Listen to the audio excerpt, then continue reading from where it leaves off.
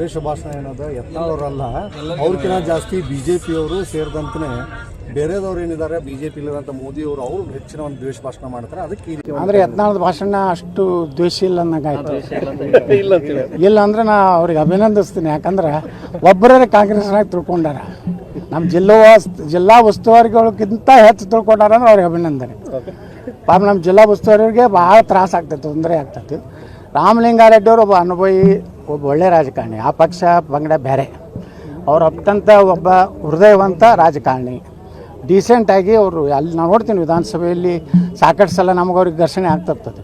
ಆದರೆ ಅವರು ಒಬ್ಬ ಪಕ್ಷಾತೀತವಾಗಿ ಕೆಲಸ ಮಾಡಬೇಕು, ಒಬ್ಬ ಸಚಿವರಾಗಿ ಹೆಂಗಿರ್ಬೇಕು ಅನ್ನೋಂಥ ಇದು ಅದ. ಅದಕ್ಕೆ ಹೇಳಿದ್ದಕ್ಕೆ ದೇಶ ಭಾಷಣ ಅನ್ನೋವಂಥದ್ದು ಎಲ್ಲಿಂದ ಪ್ರಾರಂಭ ಆಗ್ತೈತೆ ಅಲ್ಲಿಂದ ಅವ್ರನ್ನ ಒದ್ದು ಹೊರಗೆ ಹಾಕ್ಬೇಕು.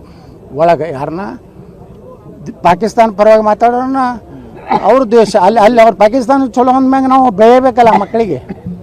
ಭಾಷಣ ಎಲ್ಲಿ ಚಲೋ ಆಗ್ತದೆ? ನಮ್ಮ ದೇಶದ ಅನ್ನ ತಿಂದು ಪಾಕಿಸ್ತಾನ ಪರವಾಗಿ ಮಾತಾಡಿದಾಗ ಭಯೋತ್ಪಾದಕರು ಯಾರು?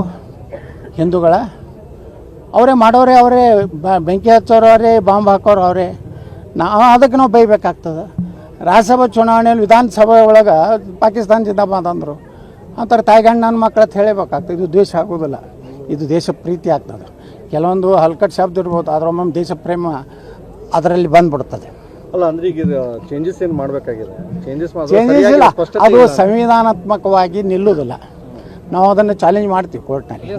ರಾಜ್ಯಪಾಲರಿಗೂ ನಾವು ಮನೆ ಕೊಡ್ತೀವಿ.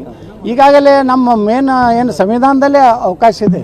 19A ಸ್ಪಷ್ಟವಾಗಿ ಹೇಳ್ತಾರೆ, ಅಭಿವ್ಯಕ್ತ ಸ್ವಾತಂತ್ರ್ಯ, ವಾಕ್ ಸ್ವಾತಂತ್ರ್ಯ ಕಸ್ಕೋಲಿಕ್ಕೆ ಯಾರಿಗೂ ಅಧಿಕಾರ ಇಲ್ಲ.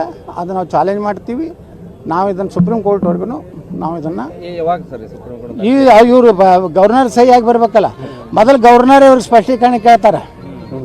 ಈಗಾಗಲೇ ಸಂವಿಧಾನಾತ್ಮಕವಾಗಿದ್ದಂಥದ್ದನ್ನು ಮತ್ತೆ ಯಾಕೆ ನೀವು ಇದನ್ನು ಓವರ್ಲ್ಯಾಪ್ ಯಾಕೆ ಮಾಡ್ಲಾಕತ್ತಿರುತ್ತೆ? ಇವ್ರು ಏನು ಹೇಳ್ತಾರೆ, ನಾ ಸಂವಿಧಾನ BJP-ಯವರು ಸಂವಿಧಾನ ತಿದ್ದುಪಡಿ ಇವ್ರು ಮಾಡ್ಲಾಕತ್ತಾರೆ, ನಾವಲ್ಲ. ತಿದ್ದುಪಡಿ ಸಂವಿಧಾನಕ್ಕೆ ಅಪಮಾನ ಮಾಡೋದಂಗೆ. ಬಾಬಾ ಸಾಹೇಬ್ ಅಂಬೇಡ್ಕರ್ ಬರೆದ ಸಂವಿಧಾನಕ್ಕೆ ಅಪಮಾನ ಮಾಡ್ಲಾಕತ್ತಾರೆ. ಈಗ ನೋಡಿ, ನಾನು ನಿನ್ನೆ ಅವ್ರಂಗೆ ರಾಹುಲ್ ಗಾಂಧಿ ಹಂಗೆ ಸಂವಿಧಾನ ಬುಕ್ಕ ಹಿಡಿದು ಮಾತಾಡೀನಿ ನಾನು. ಮೇಲೆ ರಾಹುಲ್ ಗಾಂಧಿ ಒಳಗೇನು ಬರ್ದಾರೋ ಗೊತ್ತಿಲ್ಲ. ಅವ್ನು ಎರೆ ಬಿಟ್ಟು ಬರೋದಿಲ್ಲ. ಅವ್ನು ಹಿಡ್ದಾನಂದ್ರೆ ನಾವು ಸ್ವಲ್ಪ ಕಲ್ತಾವ, ನಾ ಹಿಡಿದು ಸ್ವಲ್ಪ ಅವ್ನಿಗೆ ಗೊತ್ತಿಲ್ಲ. ಅವ್ರು ಹೇಳಿದ್ರಲ್ಲ ಸಿದ್ದರಾಮಯ್ಯವರು, ಇದ್ರೊಳಗೆ ಏನಿದೆ ಗೊತ್ತೇನೆ ಆತ ಹೇಳಿ. ನಾನು ಕೇಳಿದ ಏನೈತೆ ಓದ್ರೆ ಓದ್ಲಕ್ಕೆ ಬರಲಿಲ್ಲ ಸಿದ್ದರಾಮಯ್ಯ. ನಿಮಗೂ ಸಂವಿಧಾನ ಗೊತ್ತಿಲ್ಲ, ನಿಮಗೂ ಗೊತ್ತಿಲ್ಲ, ನೀವು ಹಿಂದೆ ಕೂತ ಸಕ್ರೆ ಮಂತ್ರಿಗೂ ಗೊತ್ತಿಲ್ಲ ಅಂತ ಹೇಳಿ.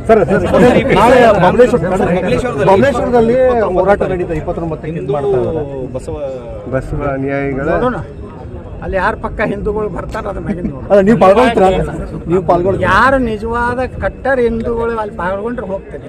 ಸುಮ್ಮನೆ ನಕಲಿ ಹಿಂದೂಗಳು ಹೋದ್ರೆ ಅಲ್ಲೇ ಅಂತ ಅಂದ್ರೆ ಹಂಗೇನಿಲ್ಲ. ನಾವು ಬೇರೆ ಕಡೆ ಎಲ್ಲೆಲ್ಲಿ ನೀವು ಕೂಡ ಮಾಡ್ತೀವಿ ಅಂತ ಎಲ್ಲೆಲ್ಲಿ ನಾವು ಮಾಡ್ತೀವಿ. ನಾವು ಎಲ್ಲಿ ಮಾಡಬೇಕು ಅಲ್ಲಿ ಮಾಡ್ತೀವಿ. ಪ್ರಾರಂಭ ಮಾಡಿ ಮುಂದುವರ್ಸಿ ನಾವು ಮಾಡ್ತೀವಿ.